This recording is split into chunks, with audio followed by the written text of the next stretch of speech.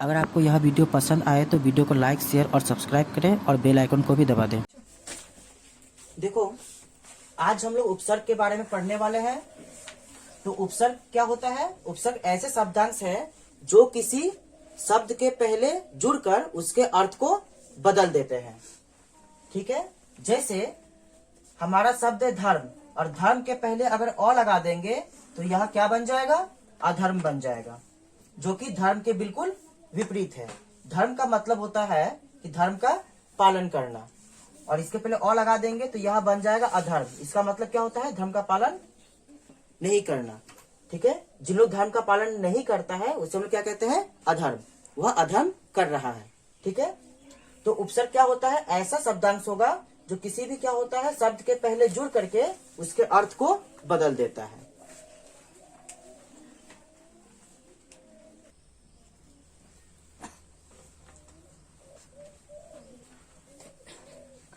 अब हम उपसर्ग अ का प्रयोग करते हुए कुछ शब्द को बनाएंगे।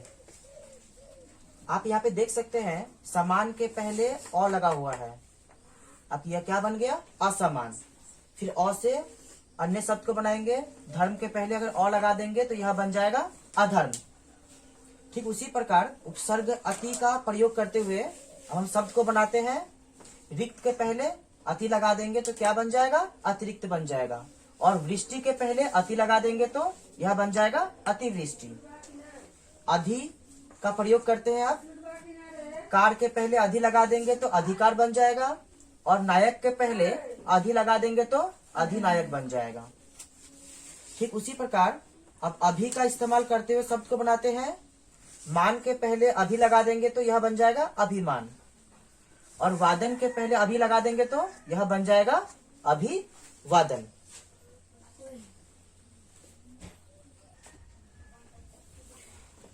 अब हम अपने अगले उपसर्ग को देखते हैं। हमारा जो अगला उपसर्ग है अप।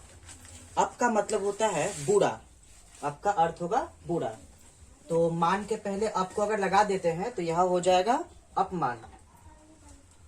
और मान का अर्थ तो पता ही है आप लोगों को, यानी उसका अच्छा फेम होना, यानी चारों ओर वह विख्यात होना। तो इसमें अगर हम लोग अप को जोड़ देते हैं तो यह बिल्कुल विपरीत शब्द बन जाएगा, यानी अपमान। और यहाँ पे शब्द का अर्थ है यानी अच्छा शब्द बोलना, और शब्द के पहले अप लगा देंगे तो यह हो जाएगा अपशब्द, यानी किसी को बुरा शब्द बोलना। अभी हमारा दूसरा उपसर्ग है आ। आ का मतलब होगा तक या से लेकर, या उल्टा भी कह सकते हैं। तो जीवन का मतलब हमें पता ही है। जीवन का मतलब होता है जिंदगी, और जिंदगी के पहले अगर हम जीवन के पहले आ लगा देंगे तो यह बन जाएगा आजीवन, यानी पूरे जीवन भर। मरण का अर्थ होता है मृत्यु। और अब मरण के पहले आ लगा देंगे तो आमरण। आमरण यानी मृत्यु तक, यानी जब तक उसकी मृत्यु नहीं होती तब तक आमरण। हमारा तीसरा उपसर्ग है उप। उप का अर्थ होता है समान, यानी समान गुण होना या गौण। अभी कार के पहले अगर उप लगा देंगे तो यह बन जाएगा उपकार, यानी दूसरों पर उपकार करना। और यहाँ आप देख सकते हैं कि देश का अर्थ होता है कंट्री। तो देश के पहले अगर उप लगा देंगे तो यह बन जाएगा उपदेश, यानी किसी को सजेशन देना या किसी को उपदेश देना। अब देश के पहले उप लगा दिए तो यह देश के अर्थ को ही बदल दे रहा है, यह उपदेश हो गया। अब हम अपने चौथे उपसर्ग की ओर जाते हैं। हमारा जो चौथा उपसर्ग है वह है अव। अव का अर्थ होता है हीन या नीचे या कमी। अब हम गुण का अर्थ होता है यानी अच्छा गुण। उसके पहले अगर हम लोग अव लगा देते हैं तो यह बन जाएगा अवगुण, यानी बुराई, उसमें बुरा गुण होना। ठीक उसी प्रकार तार के पहले अगर हम लोग अव लगा देंगे तो वह बन जाएगा अवतार। हमारा अगला उपसर्ग है दूर। इसका मतलब होता है कठिन या बुरा।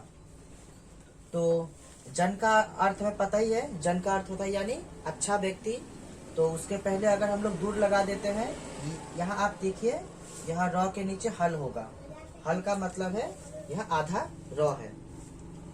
तो जब दूर को जब हम लोग किसी भी शब्द के पहले जोड़ेंगे तो यह जो र हल है यह उस शब्द के ऊपर रेख बन जाएगा। तो दुर्जन का मतलब हो गया है बुरा व्यक्ति। गुण का मतलब हमें पता ही है, अच्छा गुण होना, और उसके पहले अगर हम लोग दूर लगा देते हैं तो यह हो जाएगा दुर्गुण, यानी बुरा गुण होना। अब हम अपने अगले उपसर्ग की ओर बढ़ते हैं। अब हमारा अगला उपसर्ग है उत। अब हम उत से शब्द को बनाएंगे और हम लोग पहले उत का मतलब को समझ लेते हैं। उत का मतलब होता है विकास या ऊपर। तो उत से अब हम उत का उपयोग करते हुए शब्द को बना लेते हैं। उत्साह, और यहाँ पे हो गया उत्कर्ष। नी का उपयोग करते हुए शब्द को बनाते हैं। नी का अर्थ होगा भरपूर। तो नी से शब्द बनाते हैं निग्रह और नियम। नीर का उपयोग करते हुए शब्द को बना लेते हैं। नीर का मतलब होगा निषेध, यानी मना करना, या उसका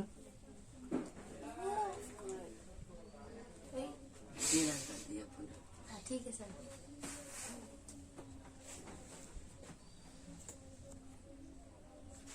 वीडियो बन ही रहा है।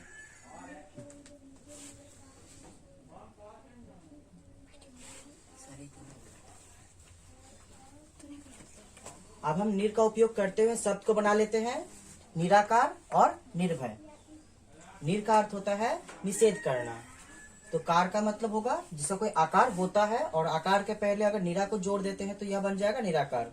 ठीक उसी प्रकार भय का अर्थ हमें पता है, यानी डर होता है, और भय के पहले अगर हम लोग नीर को जोड़ देते हैं तो यह बन जाएगा निर्भय, यानी जिसे डर नहीं लगता है।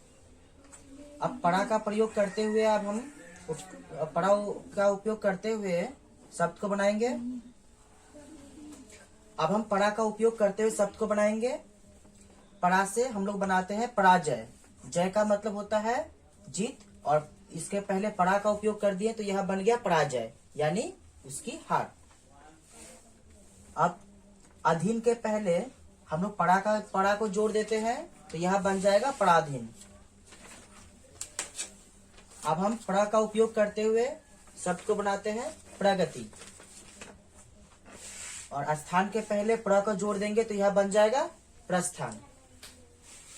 प्रति जोड़ करके शब्द को बनाते हैं प्रतिजन। जन का अर्थ में पता ही है, जन का अर्थ होता है अधिक आदमी को हम लोग जन कहते हैं, और प्रति जोड़ देंगे तो यह बन जाएगा प्रतिजन, यानी प्रत्येक आदमी।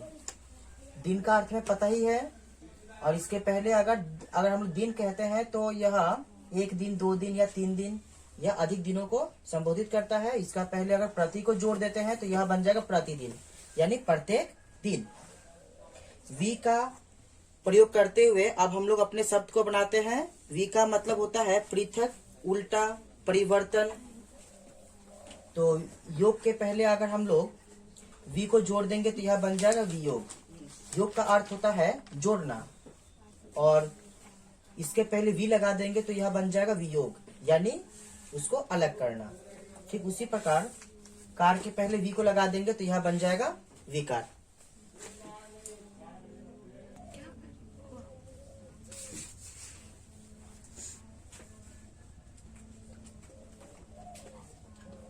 अब हम सम का प्रयोग करते हुए शब्द को बनाएंगे।